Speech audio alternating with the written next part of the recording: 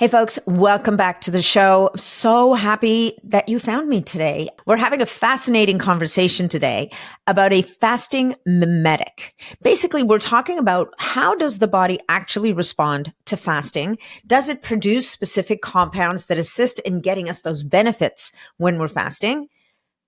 And can those be isolated and redelivered back to the body? So that's the conversation from today.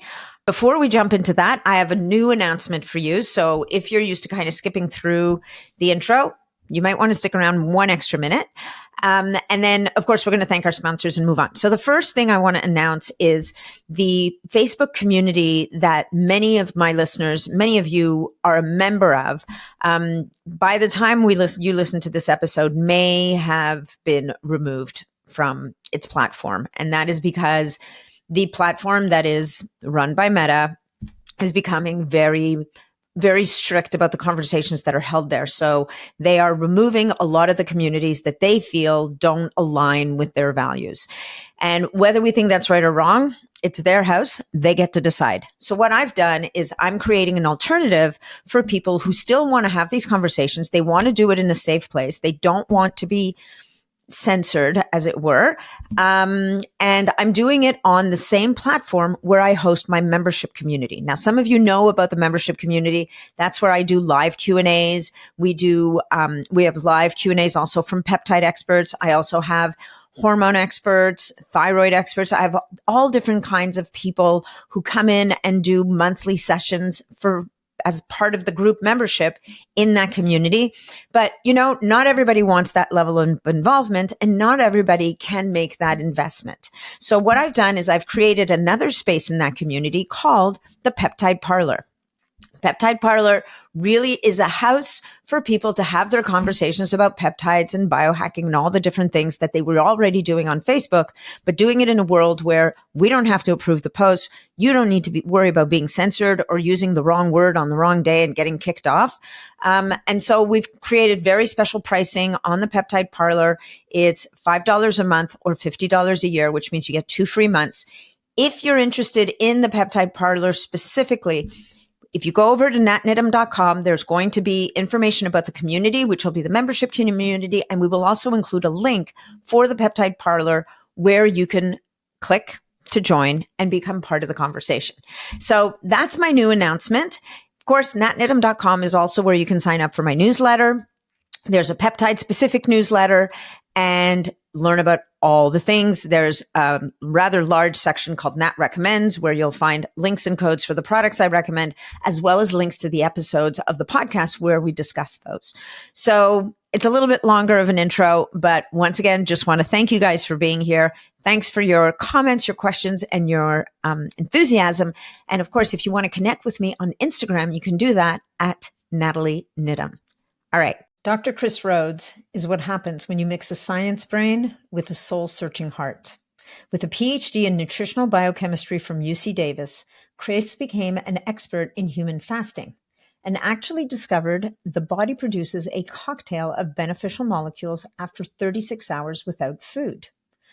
Not everyone can or wants to fast for 36 hours, so he spent years figuring out how to deliver that cocktail of beneficial molecules straight to your body without the 36-hour fast.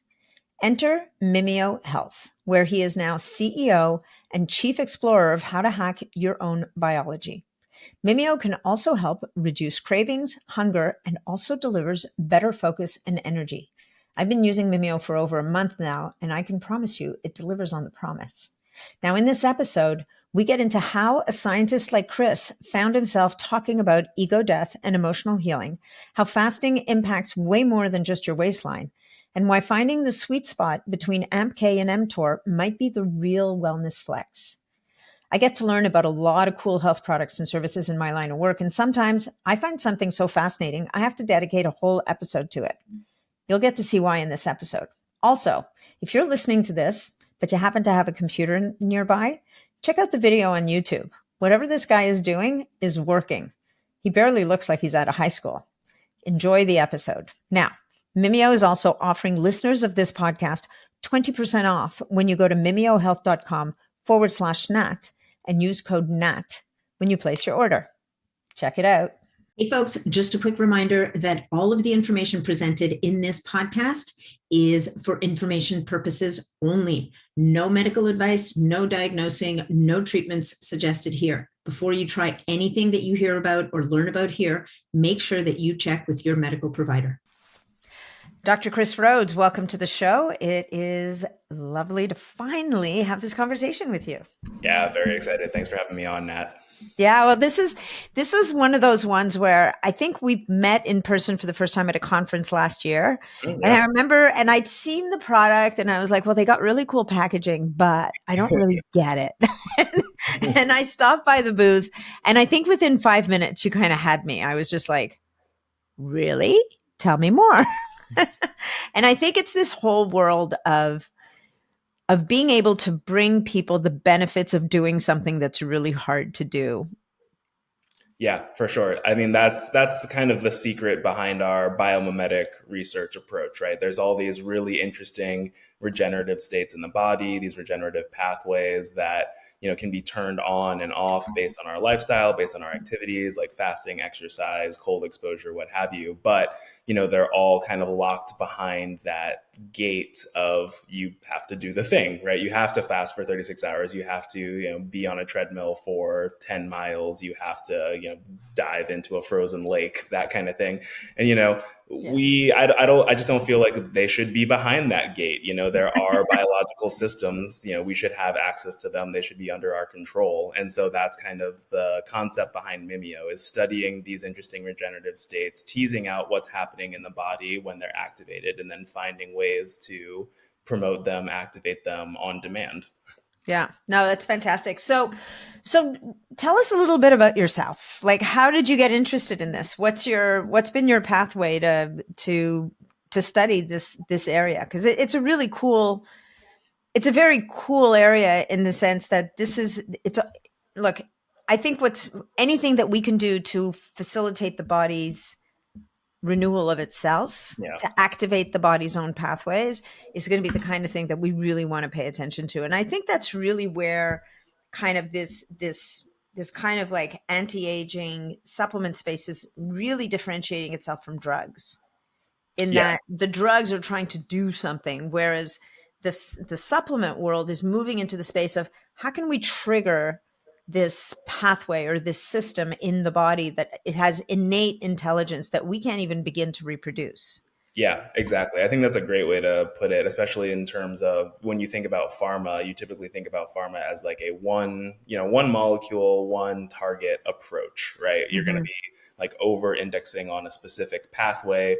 And that's usually the reasons why pharma products cause all these side effects, right? Because they're basically overriding your natural biological feedback loops. And the nice thing about the biomimetic approach to this and the more natural approach is that, yes, we're targeting a pathway, but we're not just targeting a single pathway, we're targeting multiple pathways. And then even beyond that, multiple pathways that we know were kind of like evolutionarily designed to work together. And so they can produce these like really impactful effects, but without having these really harsh side effects that come along with it, because it's all just part of your natural processing to begin with. Mm-hmm. Mm-hmm. So to get back to your original question, who am I? Where do I come from? My Why are science. you doing this? You look like a young guy. Maybe you're 70 and you just look like you're See, that's the trick. I'll never tell. So I come from a science background. I got my BS in biochemistry from Loyola Marymount University down in LA. But like a lot of college kids, got out, didn't really know what I wanted to do with all that. I knew it wanted to be something in research, but wasn't sure what really, I was passionate about, what was going to light me up. So I took an immunology fellowship at Stanford for 2 years, where I just kind of started pouring through all of the research that I could get my hands on, going to seminars. Eventually, I came across healthy aging and longevity research, which I thought was incredibly fascinating, because it used to be this thing that was, relegated to myth and legend, right? Mhm. Ponce de Leon, the fountain of youth, and now is this very active, very rigorous area of scientific study. And when you're in that space, eventually you come across fasting, because it's one of the only ways that we know of to reliably extend lifespan in model organisms. And then when you go even deeper beyond that, it has this profound effect on health span as well. It can help to treat, prevent, or delay most major diseases. And the really interesting part about that for me was that it does all of that without actually adding anything into the system, right? So it's Mm-hmm. not like this superfood or this wonder drug that's activating these great benefits, but somehow fasting is turning on this, what I call, longevity bio program that we all already have inside of us, but just isn't ordinarily turned on. Mm-hmm. And when that clicked for me, it made me mad because I was like, oh great. So my body knows how to be, like live to 120 years old and be in perfect health, but it's just not doing it. So that to me was kind of this catalyst of like, all right, I need to figure out what is going on in the body during a fast. And is there a way that we can recreate it to get these longevity benefits, but without actually having to do like alternate day fasting, which is in the literature where you see the best lifespan extension. So off of that, I kind of carried that into my PhD, got my PhD in nutrition from UC Davis. And that's where we did all of the research and all of the foundational clinical studies for what eventually became Mimio, Mm-hmm. which is, our fasting mimetic supplement.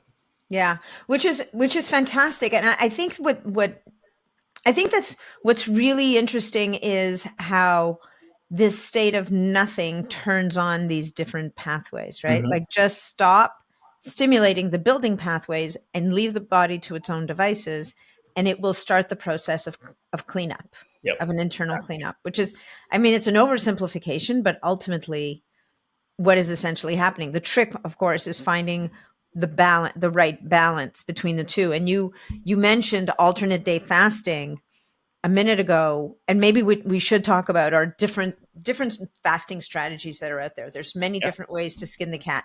At the end of the day, mostly you're just supposed to keep your mouth shut and not eat for a period of time.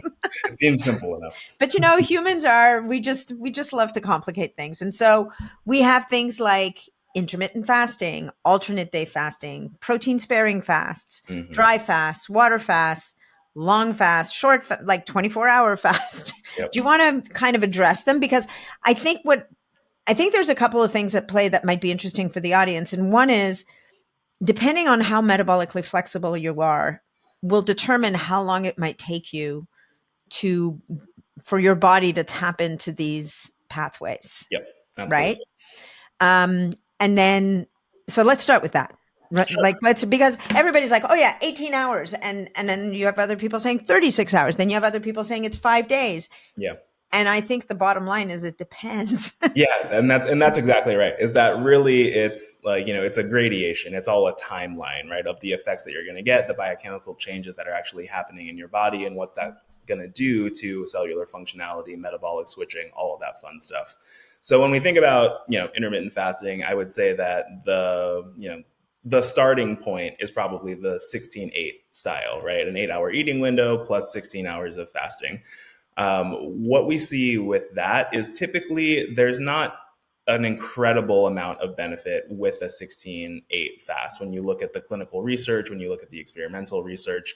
And that is mainly because your body is operating off of their glycogen stores, your glucose metabolism, pretty much up until around the 20 to 24-hour of fasting mark. And that's when your body will actually run through all of its glucose and its glycogen, and then have that metabolic switch that happens over into more true blue fasting metabolism, where you're really mobilizing fat, you're generating a lot of ketone bodies, you're getting into ketogenesis, and then autophagy is like just starting to happen, right?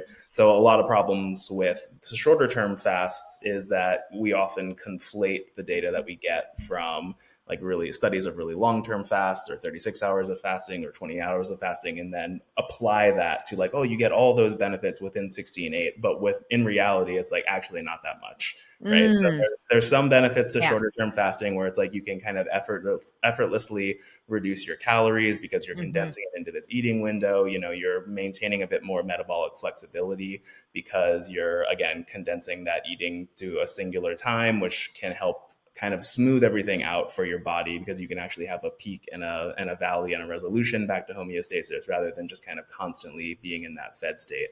But the effects aren't going to be as robust, especially not at a cellular level, until you really get to that metabolic switch at the 20 to 24-hour mark. then 36 hours is kind of where we see the best lifespan extension data. That's more or less what you're going to experience during an alternate day fasting regimen, right? You're going to be awake for 12 hours where you're eating, sleep for 12 hours, and then fast for another 24. That's going to get you to 36.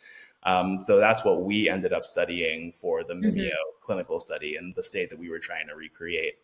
But then beyond that, 48 hours, like up to around 72 hours of fasting, that's when you're going to see these really interesting effects happen on like stem cell regeneration and immune cell regeneration, and kind of like the reset there. You're going to be getting into these really deeper stages of autophagy. But once you kind of go past that, then you get more into the starvation responses that can end up having more negative effects on the body, like muscle wasting, bone wasting, things like that. So there's definitely a balance that you need to strike. So what you just said, so are you saying that in terms of muscle wasting, bone wasting, you mentioned that for much longer duration fasts. Are you saying that that's less of a risk or less of a factor on the shorter fast, like on a 3 to 5 day fast, for example? Or So I would say that it's definitely a bit less of a factor. You're going to have some degree of protein loss in the body that happens as soon as you deplete your glycogen stores, right? Because right, your which body's going happens to pretty quickly. Yeah. Right, exactly. So your body still needs glucose because your brain is an obligate glucose Hmm. consumer. So at least 50% of its fuel at all times has to come from glucose. And when you don't have any more stored glucose in your body, where's your body going to get it from? It has to get it from protein because it can't generate glucose from fat. So what normally happens in the early stages of fasting is instead of coming from muscle, that protein is actually going to come from organ tissue. And usually it's going to come from the liver and the kidneys. And Interesting. that, that sounds very intimidating, right? But it's Sounds crazy. actually, What do you mean? I'm eating my liver and kidneys? Jeez. yeah, exactly. But your liver and your kidneys like have high cell turnover rate, and they're very flexible, right? And they're very regenerative at the same time. So cells getting knocked down and coming back up, it's just a normal part of how your liver and kidneys function. So it's actually kind of a good thing in the early stages. You'll get more into the actual like pulling from muscle tissue as you progress into the later stages of fasting, especially if you're not doing a lot of physical activity at the same time, because your body really operates on this kind of like use it or lose it principle, Absolutely. Yeah. especially in an energy restricted state. So as you progress deeper into energy restriction, that's really where you're going to see more of the problems with the muscle wasting particularly. And then in terms of bone wasting, that's also going to happen somewhat in the earlier stages, right? As the ketone bodies are being produced from the fat, ketones are acidic. So they're going to bring down the Pull pH minerals. of your bloodstream. And then that's going to pull minerals from your bones to buffer that interaction. And so it all starts at around that 24-hour mark, and then continues to progress and kind of get worse over time as fasting progresses. So does that mean that people who operate in ketosis a lot are might be compromising their bones? Yeah, it's definitely Is something there that some data there? That's really yeah, interesting. I haven't seen any data on that. Okay. Like because we've done lifespan extension studies in mice with a ketogenic diet, and we do see moderate lifespan extension there, something in the range of 10 to 12%. And usually we don't see a significant amount of bone loss. So there could be something where nutritional ketosis is definitely different from something like ketoacidosis, Of right? course. Where Yeah. you really got to be getting a lot of positive ions into that blood to be able to stabilize it. Hmm. So the earlier stages of nutritional ketosis, especially, are not going to pull an inordinate amount, and it's usually Right. something if you're doing metabolic switching, right, or Hmm. if you have adequate calcium intake and other ionic intake, then you can buffer that with food, versus in a fasting state it kind of has to come from Right. the bones and the minerals there. Yeah, but there's got to be some protective mechanisms in there because if I always kind of try to go back, look at an ancestral pattern Sure. and right, and the feast famine cycle would have been very very pronounced, Absolutely. right? I think it's part of the reason why our bodies do have this in a perfect world have metabolic flexibility because if the minute you lost your glucose source, you kind of shut down, we wouldn't have survived as a species. We needed to flip into something else that was not only going to allow us to survive, but allow us to perform. Absolutely. But you brought up a really, really good point earlier about the brain is an obligate glucose consumer. And this is a really, I think this is a very interesting point because there was a narrative for quite a long time in the ketogenic community that the brain was going to function on ketones. Right. And I think the brain can use ketones, but it's Mhm. not the preferential fuel. Do you want to talk about that a little bit? Because I think Sure. there was some really, it was very pronounced for a while, and that whole story has kind of faded off into the Yeah. And, like when the stories do tend to do that in the wellness world when they're not actually grounded in scientific evidence, right? right.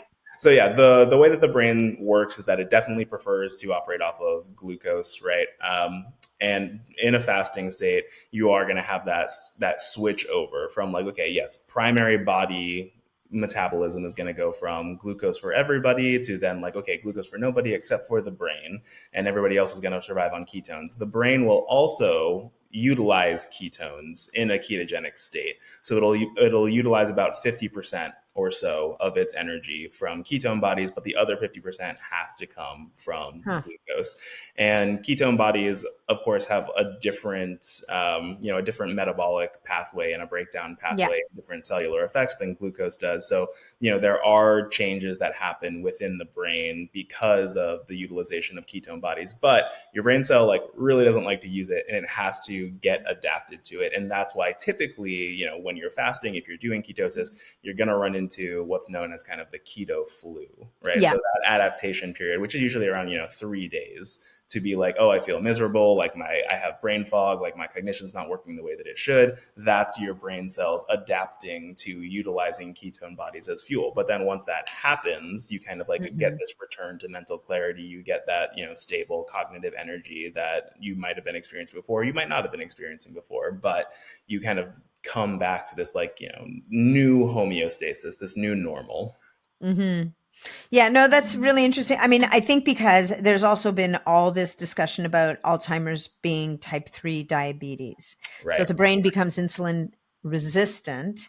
And so now you have people who are there's no ketones around. The glucose that's there can't get into the cell. So they're kind of left Yeah. in a Sorry. really bad spot where now you introduce ketones. And that's where I think the real magic happens.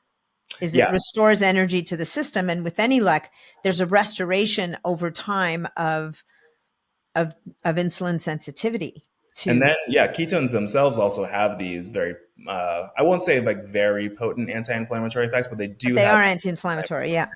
Yeah. And especially when you're talking about anti-inflammatory things that the body can naturally produce that can also cross the blood-brain barrier, Yeah. that's very significant because neuroinflammation is such a key driver of neurodegenerative diseases like Alzheimer's and Parkinson's.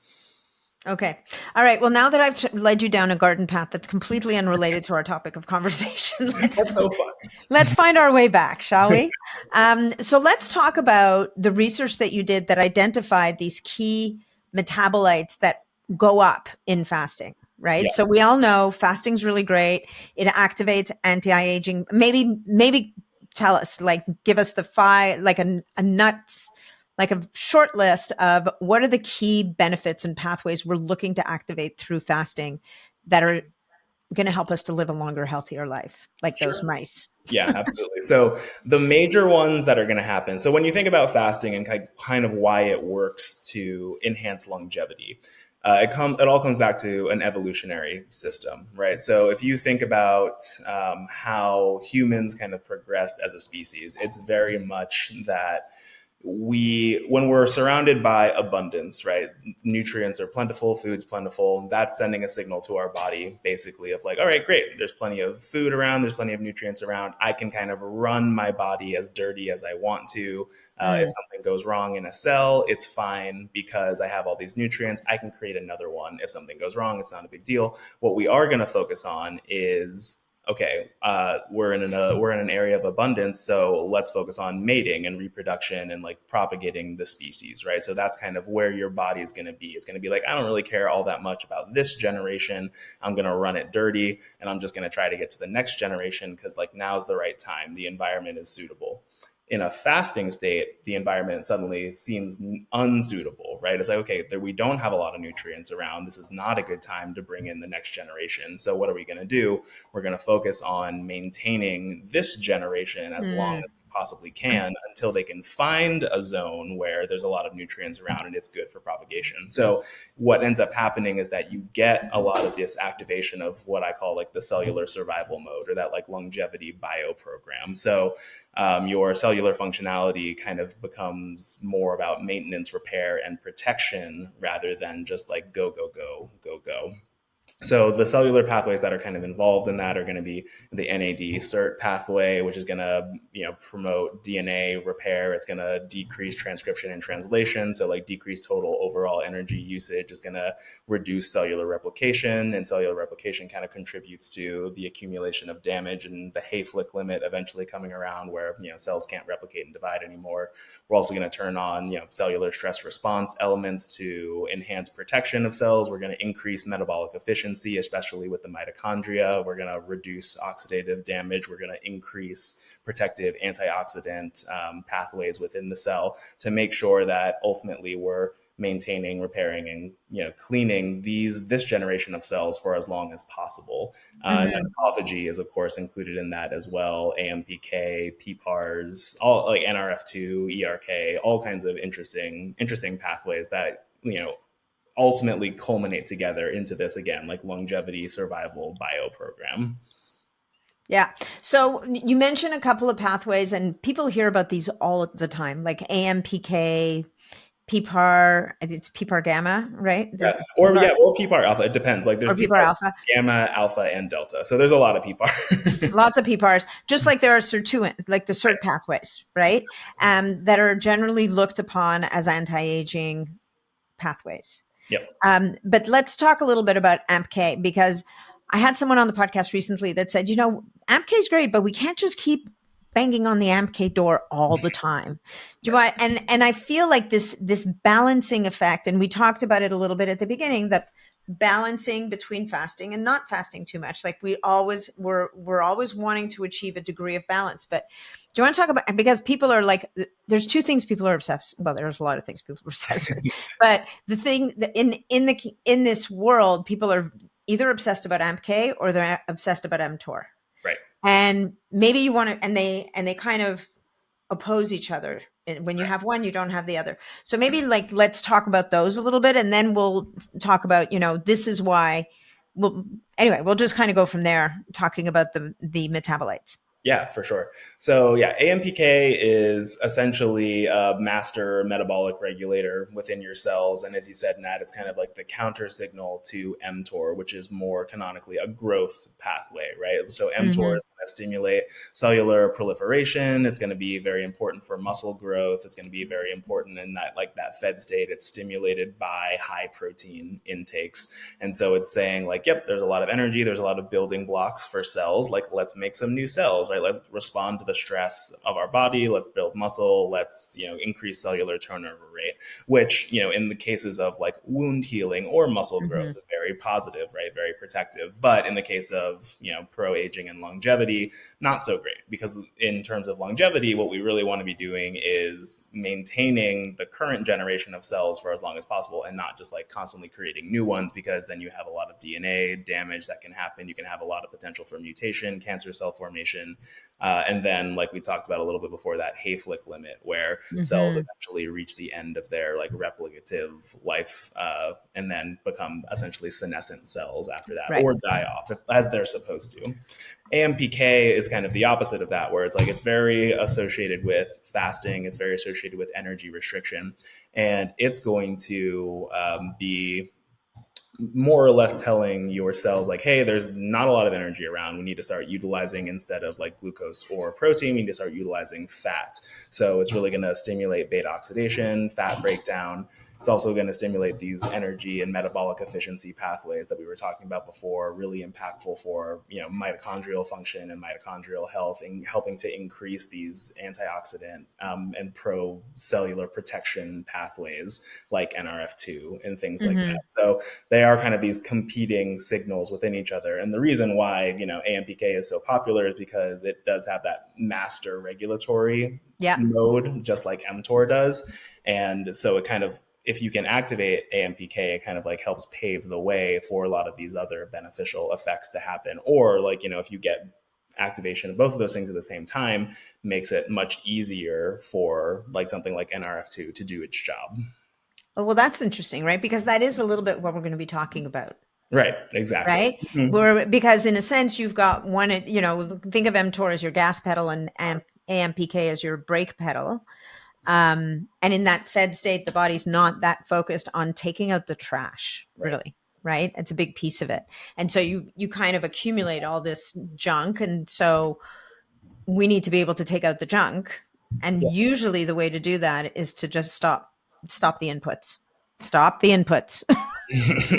Yeah, exactly. And only then will the body turn within. So, okay, so let's go back to those to those metabolites that you, in your research, you identified as key pathways that are being activated by being not in a feast mode. Yeah, exactly. So what we were doing to actually discover the Mimio formulation is that we had people come in, 20 people, 10 men, 10 women, to avoid a gender bias. And we had them fast for 36 hours and basically looked at their before and afters. And what we saw was that when people fasted for 36 hours, there was this big increase in their plasma functionality. So they became more anti-inflammatory, they became more antioxidant, they became more cardioprotective, they had way better metabolic indices, right? And that's really significant, taking already young, healthy people, doing a singular, like 1 day intervention, and then suddenly turning them into super people. That doesn't happen every day. So we were really excited about that. We wanted to know, okay, what's the difference between one state and the other that could be explaining these beneficial effects on cellular function and plasma functionality? So we did what's called comprehensive metabolomics, basically looking at all of the small molecule components of the plasma. And what we found was that there were over 300 significant differences between the baseline state and the fasting state. And of those 300, we identified around 24 or so that had known bioactive capabilities. So whether that was helping to enhance autophagy or have these anti-inflammatory effects or these antioxidant effects, when we screened through those molecules on our cellular functionality assessments, we found that there was this synergistic combination of 4 of those molecules that, when we put them together, could recreate all of these beneficial effects of fasting that we were seeing within human cells. And then beyond that, because we were really interested about the question of longevity, we did a C. elegans lifespan extension analysis with supplementation with those molecules individually or that combination of molecules together. And what we found was that each of the molecules could extend lifespan individually to a certain degree, right? So whether that was 5%, 10%, maybe up to around, I think, 26-ish%. But when we combined them all together, we got 96% lifespan extension. So basically doubling the lifespan of these C. elegans with just like a natural, organic intervention, right? Like a cocktail of natural compounds. So C. elegans, just for people who are listening who are maybe not as familiar in the science world, like we're talking about worms right now, now, because that's where you start in research, right? You start with invertebrates, and your next level is going to be your little mini mammals. Yeah, exactly. And what I think is interesting about typical anti-aging research is that is the pathway, right? Where it's like you start in C. elegans, you start in model organisms, then you kind of move up to mice and kind of hope that your findings translate, and then once you're in mice, then you kind of hope that your findings translate up into humans again. The cool part about this whole biomimetic research is that we're kind of doing it instead of bottom up, we're doing it top down. Yeah, because you started with humans. That's really interesting, right? And then we confirmed it in the model organism. So we know that the things that we find there will actually apply to human health versus the other way around, where it's just kind of question marks as you go up.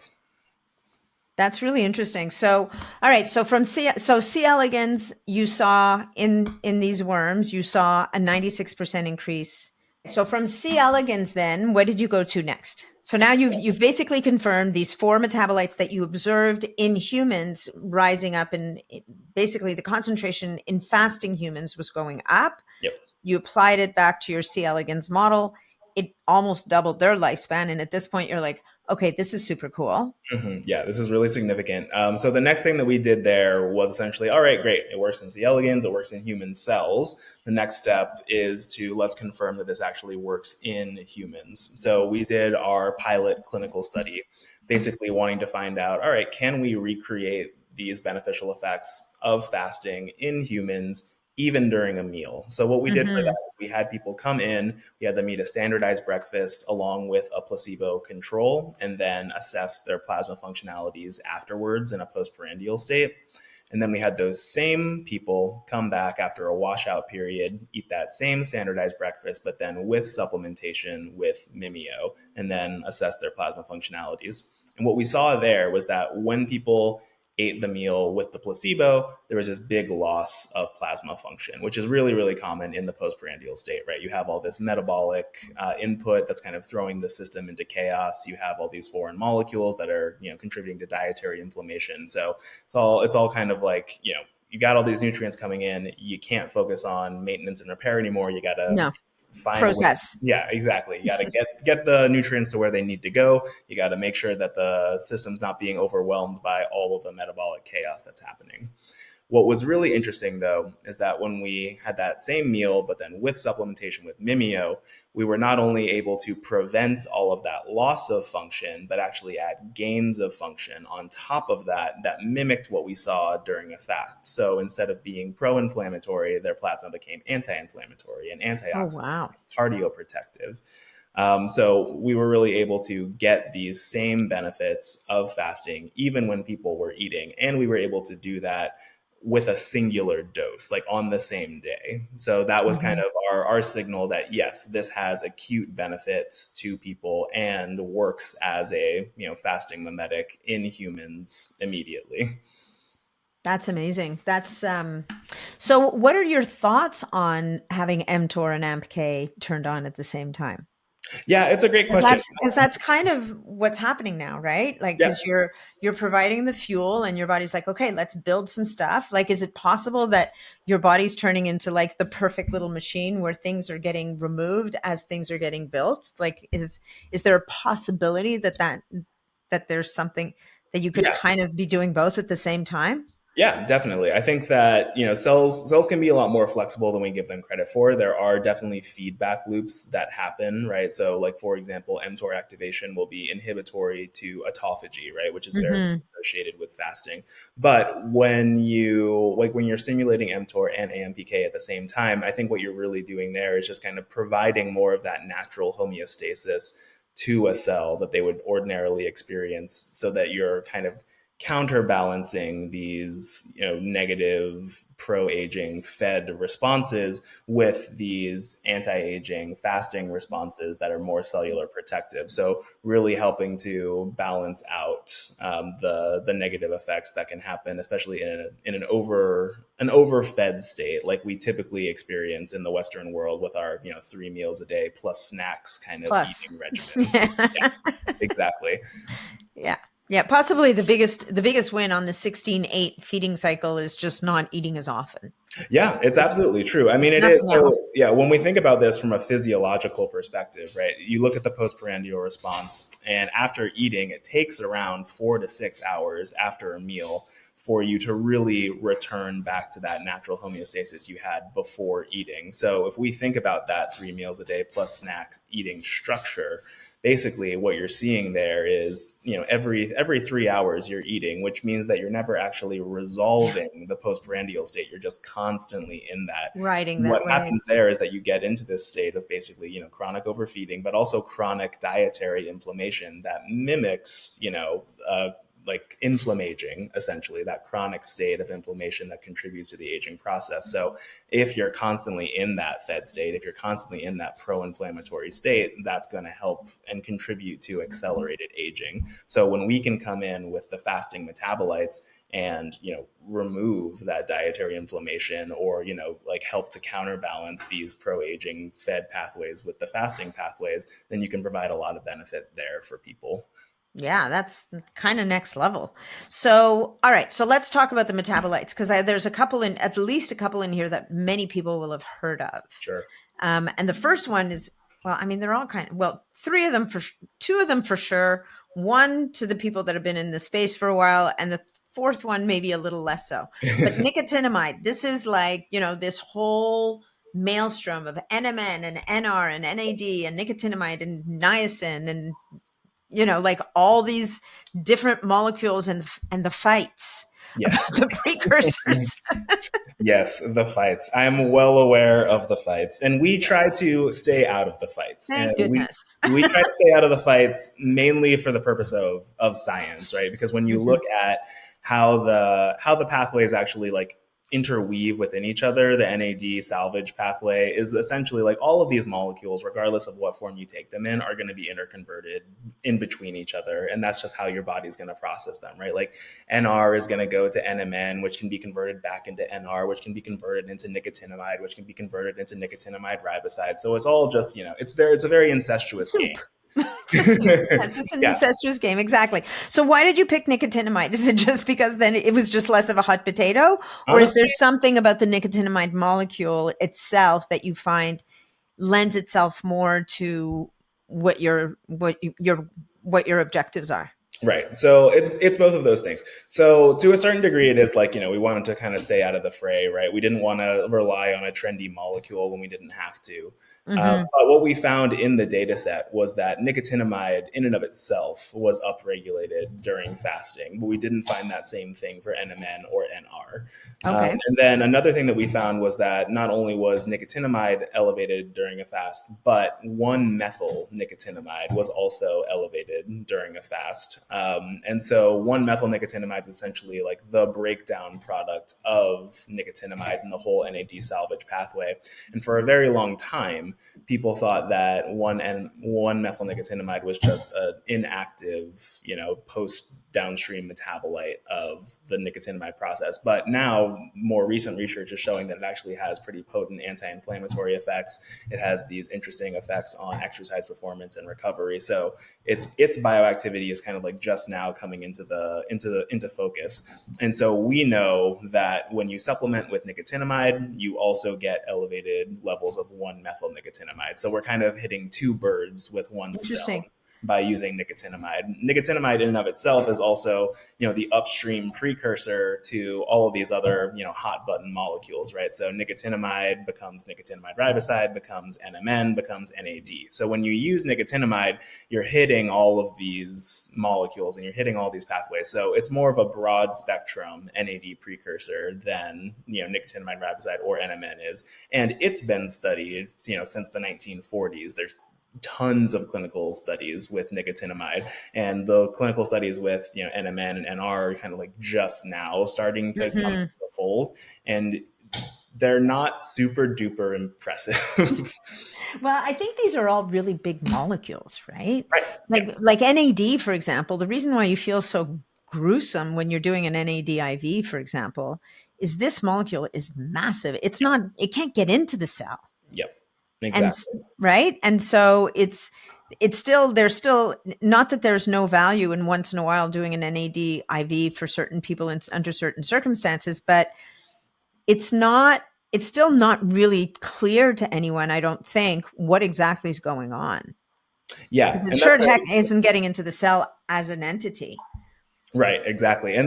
And there's, because there's no transporter for NAD, right? So you kind of have to rely a certain degree on, osmotic pressure, passive diffusion, that kind of thing. And so when you're flooding the system, like you're flooding it in an IV, I think you are going to get some bioavailability of NAD, but like the amount that you're putting in there versus the amount that you're actually getting in cells is going to be really minuscule. And then, to your point, NAD itself is not orally bioavailable, so you have to take it up, Take it back. from an IV, which is why the precursors make a lot more sense, right? And Sure. that's the main thing that the precursors have been shown to do over and over again. Is if you take a precursor, you're going to get an increase in cellular and circulating NAD levels. Okay, so it's a win. So 1-methyl nicotinamide for the win. For the win. All right. Our next candidate is a molecule or a metabolite or whatever we want to call it that was really, really hot a couple of years ago. And there seems to have been like there's just less, it's not in the news as much. Correct. Yeah. Kind of like someone who won an Oscar last year. They haven't really got a new part. They're still great. They're still an amazing actor, but we don't talk about them quite as much. Yeah. And that's our friend Spermidine, with, you know, possibly one of the least fortunate names on the planet. But Yep. so, so tell us about Spermidine. And, you know, some of the research I've looked at on Spermidine has it positively impact all 12 of the hallmarks of aging in some way, shape, or form. Like, it is a super hero when it comes to managing aging. Yeah, absolutely. So spermidine is a great molecule. It's an amino acid derivative, comes from the breakdown of arginine, and its basic role in the body seems to be promoting autophagy. That's what it's really well known for. Autophagy, of course, being our cellular cleanup and recycling mechanism. We're really well associated with cellular health, but also really well associated with increased autophagy means enhanced lifespan and longevity. So that's kind of what spermidine is bringing to the table here. And you're definitely right. There's been a lot less spermidine research over these past few years than there was in the initial phases of it. And I think part of that has to do with a little bit of the confusion around how much spermidine we actually need and how much we can actually take up at one time, how it gets converted into other things, how it actually interplays within biochemistry. Because what we typically see in the research is that spermidine, even taking, you know, doses in humans up to like 40 milligrams, you still do not see a rise in circulating levels of spermidine.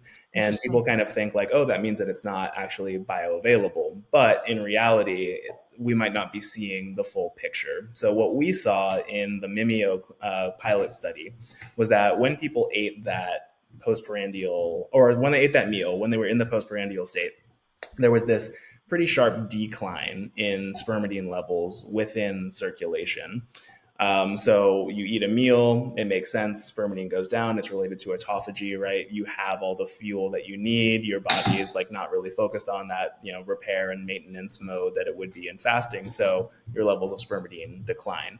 What we found was that when we supplemented with Mimio, we were able to prevent that decrease in circulating spermidine levels. So, you know, we didn't see what you would typically consider to be like a, you know, from baseline to post-intervention increase in spermidine levels. We were just able to help maintain them. But versus the placebo, you know, we do have that increase there. So it does seem like it's bioavailable. It's just that, you know, eating causes this decrease in spermidine levels. So I think that there's kind of like a disconnect in the research right now between when are we taking our samples and like how are we actually looking at how. And are we looking even in the right place? Right, exactly. Like, are we even looking in the right place? Like, it could still be doing stuff. So for spermidine, sorry, and I don't know if I fully finished on nicotinamide. So nicotinamide's superpower in fasting, like the pathways that it's activating.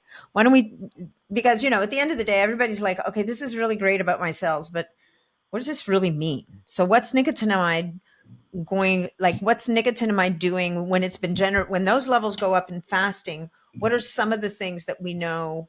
What are some of the benefits of fasting that nicotinamide is bringing to the table? And then we can do the same for spermidine. Yeah, and you sure. don't have to go in mega detail here, but at least some No top worries. line.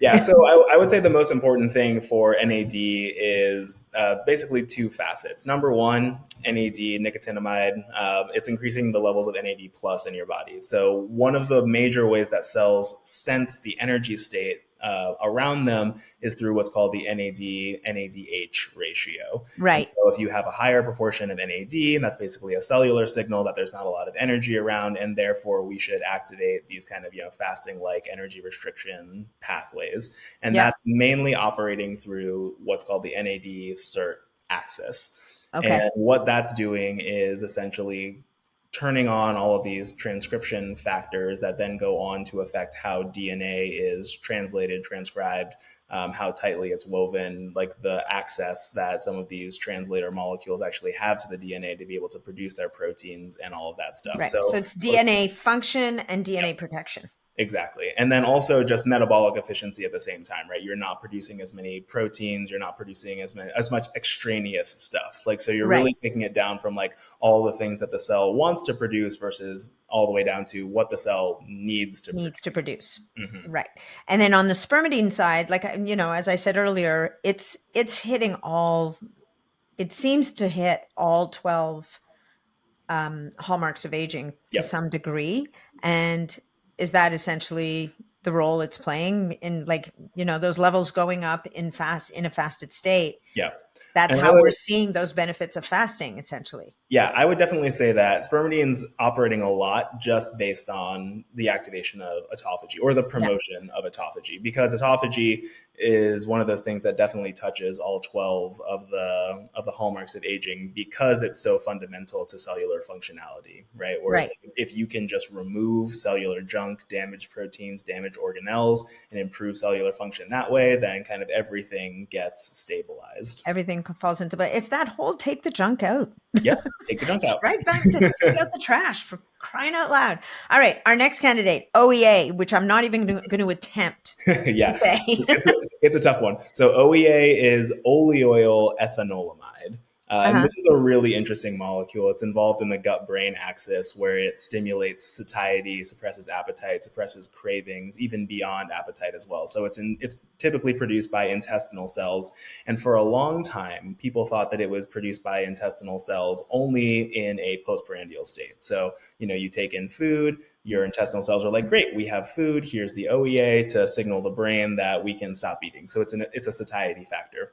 What we found was that, yes, it is upregulated in a postprandial state, but it's way more upregulated during a 36-hour fast. So this is kind of your body's natural way of adapting to fasting and being like, okay, from that evolutionary point of view, it does not make sense for us to, just constantly be doubled over in hunger pangs when we're fasting, because we won't be able to go out and actually, find berries or like, chase down that gazelle, right? So your body produces a lot of OEA to keep you full and satisfied and not hungry so that you can go out and perform those tasks of actually finding nutrients. So that's kind of what OEA is bringing to the table. It's also a PPAR alpha activator. So it's really going to help to stimulate beta oxidation, fat metabolism, but then also these really interesting components of that metabolic efficiency program, again, where Right. it's like really beneficial for mitochondrial function. It has these anti-inflammatory effects and immunomodulatory effects. So really, really interesting there, both anti-inflammatory and appetite suppressing at the same time, and promoting fat burning. So wonderful Burn molecule. fat, stop feeling hungry, and burn fat, stop feeling hungry, and what was the other one? And don't get inflamed. And don't get and reduce inflammation. That's Yeah. that whole inflammaging thing. I think my OEA machine is broken because I never stop being hungry and fasting, just to be clear. But all right, and our last candidate, PEA. Yeah. This one people have heard about, and this one's really interesting because it shows up a lot in supplements to address joint pain Mm-hmm. and Yeah. pain in general. Yeah, absolutely. Yeah, so PEA is palmitoyl ethanolamide. So it is also involved in the endocannabinoid system. So it Hmm. stimulates, CB1, CB2 receptors. So kind of behaves like your body's natural CBD to a certain extent. So it does have those pain relief effects, that analgesic effects. It has these really interesting effects on neuroinflammation because it can pass through the blood-brain barrier, right, as an endocannabinoid. So it's being pretty widely researched right now as a pharma candidate for neurodegenerative diseases like Alzheimer's and Parkinson's. But yeah, it has great clinical evidence for those pain relief effects, and especially nerve pain like fibromyalgia, diabetic Hmm. neuropathy, like even like PCOS and like menstrual pain as well. So like kind of just broad spectrum pain relief elements. We found in our original study that the PEA can also work through the COX-1 and 2 pathways, which is the same mechanism of action as like aspirin or ibuprofen does as well. So So this is What pain relief and inflammation, right? Exactly. And then also Okay. cognition at the same time. So, Interesting. a recent study with PEA in, young healthy college kids, right, was like, 6 weeks of PEA supplementation was able to pretty significantly increase their cognitive function. And again, that's, young healthy people. So this impact on neuroinflammation, cognition, and the CB1 and 2 receptors, that's kind of what the PEA is bringing to the table of what you would get in fasting. So, like, again, those anti-inflammatory effects, that kind of like pain relief, rest and recover things that would happen at the cellular level. And then also on top of that, the cognitive enhancement that you would see during fasting as well. Right. And so this is really interesting. So we have these four compounds that are bringing us kind of like this basket of goods that you would get from fasting when you're fasting, Yeah. and from a more extended fast, but it's bringing it to the table without the need to fast. And where did you go from there? Like, did you automatically start thinking like, who could really use this? Like, I mean, obviously nobody wants to fast. At the end of the day, everybody wants to just keep eating, right? So I want to come out and say that, the purpose of Mimio is not so that you can just remain at the eternal buffet of life and never take a break from eating, to be clear. Yeah. But it is an interesting tool to be able to wield. And one of the things you said before we even started recording is what was really interesting in your research is that it had benefits for this really healthy cohort, like a young, healthy cohort of subjects. But I think that there's also a really interesting application here for other people outside of that, but people who, for whatever reason, for whom it's a bad idea to fast. Right. Yeah. Right. And because I know that, like, for example, I'll sometimes lead a fast in my community. It might be, like a modified fast or whatever the case may be. But there's always going to be people in there who are underweight or they're extremely physically active, like they're professional athletes, right? So they can't take a break from what they're doing. And yet, or maybe there could be elderly people who are really they're not eating enough to begin with. They're experiencing loss of lean muscle. The last thing we want to do for them is to get them fasting, Yeah. Exactly. right? Or people, another population of people where fasting wouldn't be great might be pregnant women, or although I don't know that we would recommend Mimio for pregnant women, but people who are extremely stressed and Right. whose nervous system is kind of fried. We're not fasting at the end of the day is a stressor to the body. Yeah. So, right? Absolutely. And yeah, there are plenty of people for whom like fasting would be really beneficial, but just They can't. it would be unsafe to do it. They can't do it. Like for example, I would say like type 1 diabetics, right, or Mm-hmm. the elderly, right, people who are at risk of sarcopenia, muscle wasting, or frailty, or bone loss, or something like that, right. If you have osteoarthritis, the last thing that you really want to do is prolonged fasting, right. It could be really good for the inflammatory components of it, but not great for the actual bone components. So I think that like Mimio being an option for people to be like, okay, I can still get these beneficial cellular health effects of fasting without actually having to go with the negative effects that can happen from energy restriction in and of itself. Mm-hmm. It's a very powerful thing. Yeah, I think it's really powerful.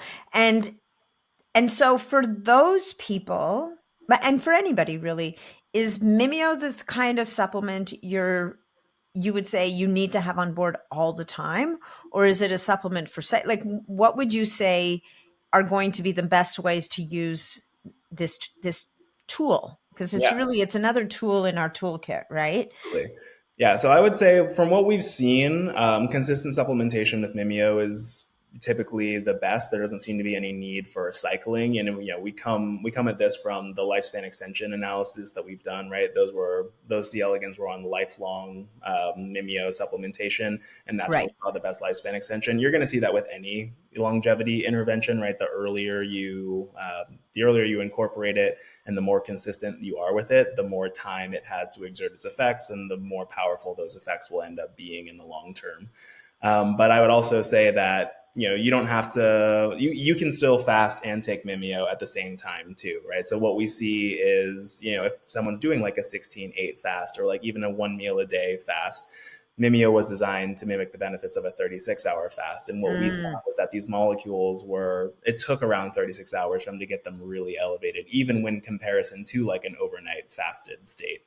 So this can help to not only supercharge and like jumpstart the benefits of your shorter fast, but it can also make those fasts themselves easier because you have these appetite suppression effects, you have these cognition enhancement effects, you have these energizing effects that are coming from the interplay of these molecules together.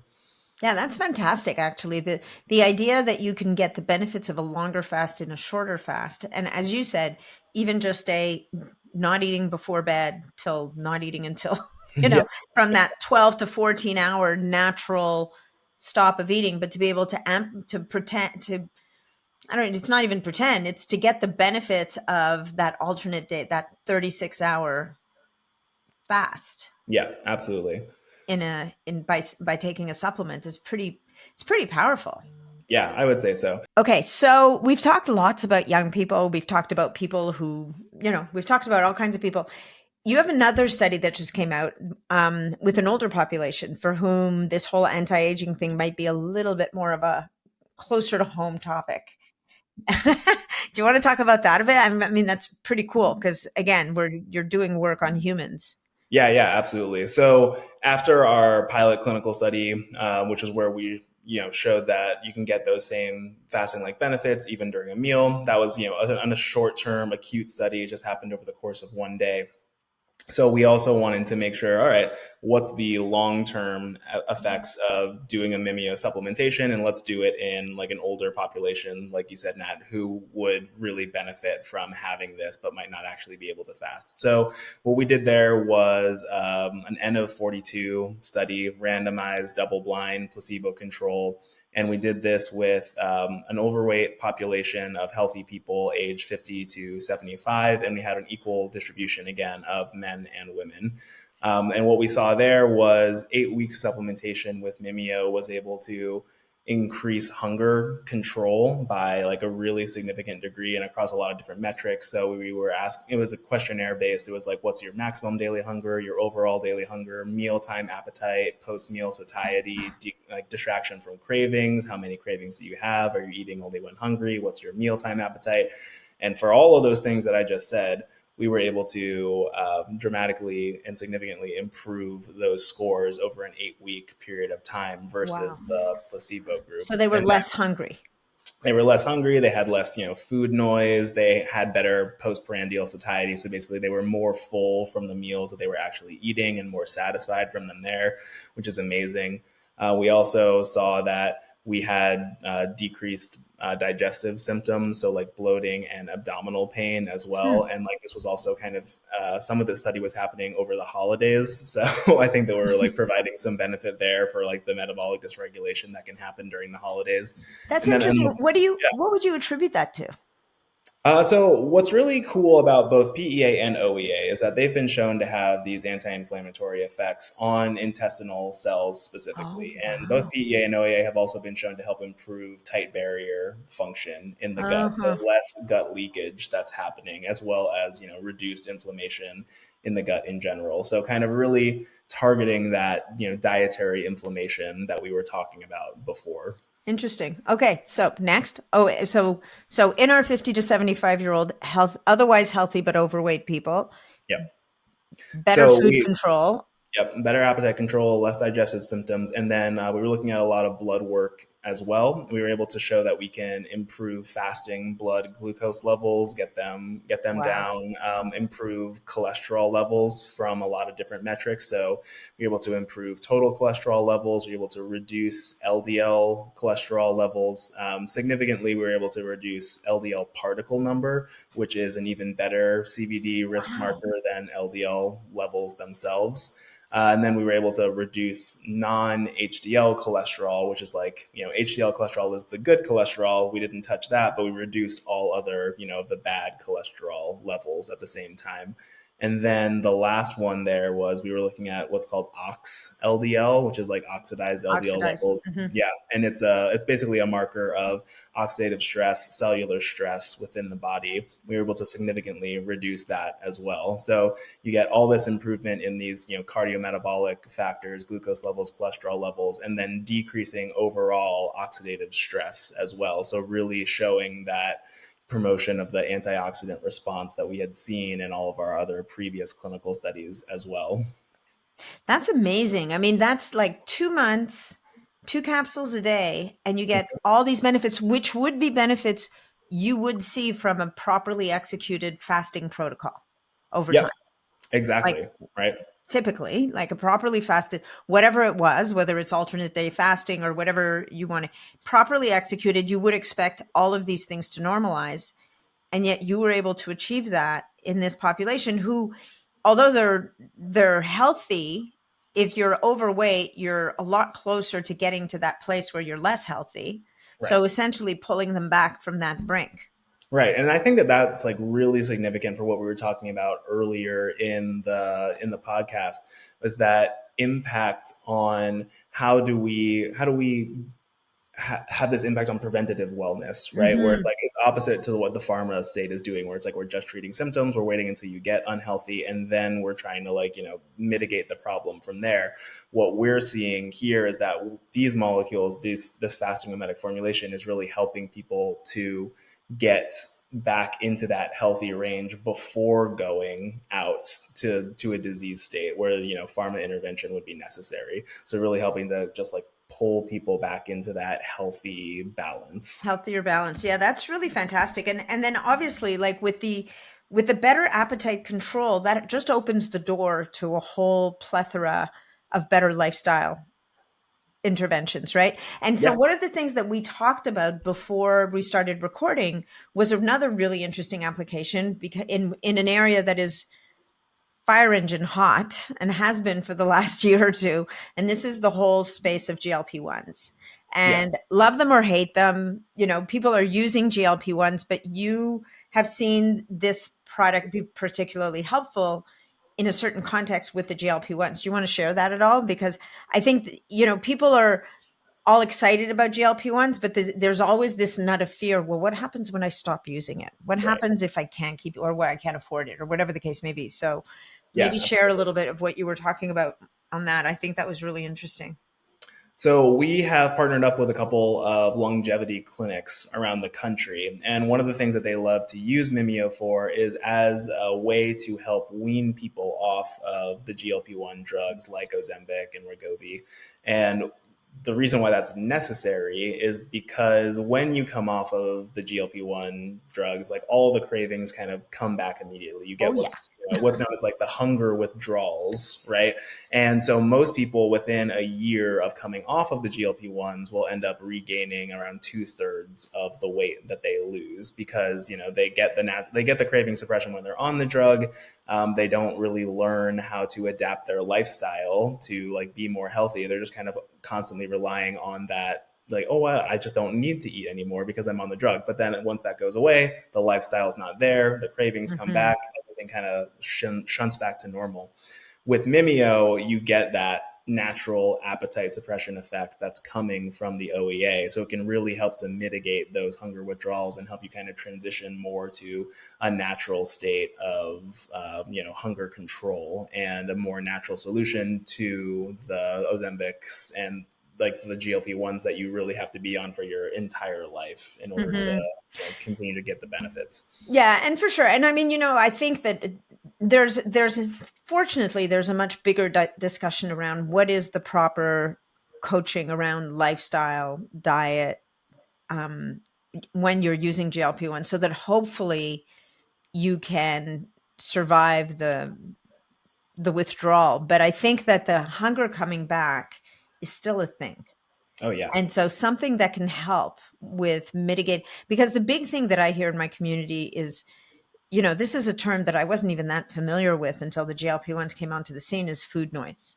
So it's Yeah. that constant chatter in your head.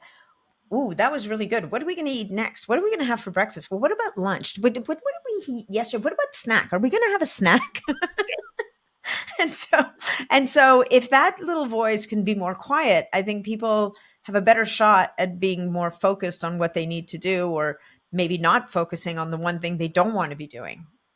Yeah, exactly. And that's one way that I think that even just, regardless of Mimio, the way that fasting can be helpful for people in that arena as well.